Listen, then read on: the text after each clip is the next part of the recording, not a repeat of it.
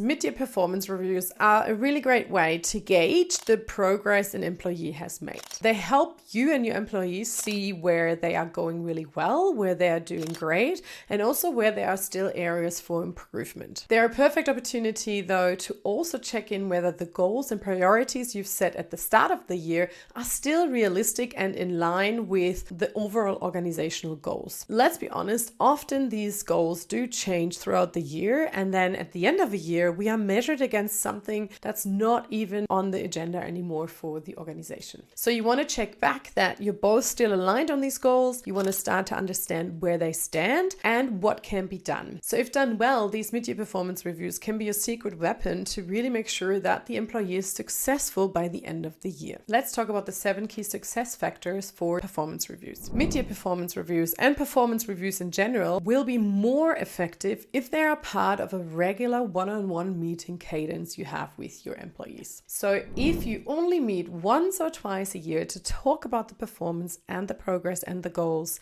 then it will become really difficult to talk about some heavy topics or about some feedback, because it will become really heavy and feedback focused. When you have regular one-on-one meetings, then there are no big surprises during a mid-year or end-of-year review. You will have addressed things as they arise, and so you can really use these mid-year check-ins and the end-of-year performance to think future-driven, focus on what else they can do, focus on their potential and improvement areas. The second success factor is about focusing on the value of the conversation. You want to make sure that it's a really good, deep conversation and not just a tick in the box exercise. I've seen it in organizations that it's just done, tick the box, and that's it. And there was no effective conversation. People were maybe left confused, frustrated, and both sides felt a bit deflated afterwards. And so you want to make sure that it's a positive conversation that is future focused and can actually change something for you and the employee. The third success factor is that it's a two-way conversation. These conversations should never just be you as the leader pushing all the feedback onto the employee. You, of course, want to share your observations and things that are important for you and your priorities, but you also want to listen to your employee to see what they see as their success, what they feel proud of, but then also what areas of improvement and development they have. What are their needs and ambitions? It needs to be a two-way conversation so that together you can look at it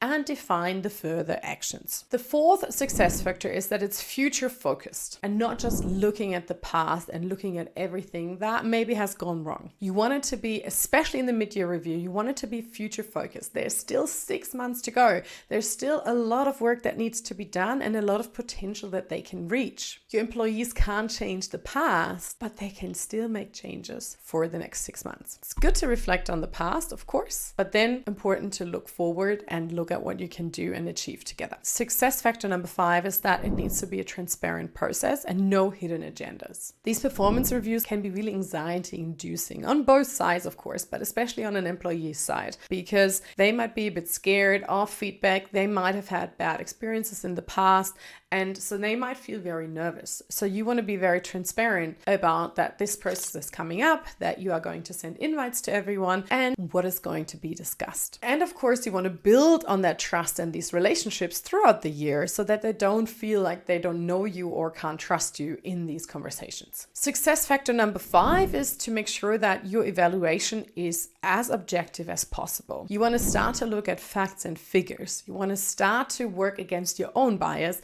and get feedback also from other stakeholders and other people in the organization. Goals that you talk about and priorities should be realistic and achievable and meaningful to this specific employee. So often in organizations, the employee's performance is measured on the company's goals. These goals up at the top, they're not really meaningful to the day-to-day work that your employees do. So you have to break down these goals, make them measurable and actually realistic to achieve for your employees. And the last success factor is to make sure that you summarize and document everything in a shared document, that you define an action plan together, agree on these actions, and then have them easily accessible for everyone. I know that a lot of companies have performance management tools where these things are documented, and especially if you talk about things that are outside of the goals, maybe if you talk about development goals or other things that you might discuss, make sure that you document these as well. Make sure it's a two-way conversation and that you talk things through and come to joint conclusions and solutions and actions going forward. Let me know if you have any more questions, and if you would like to get some more insights on how to provide a negative feedback,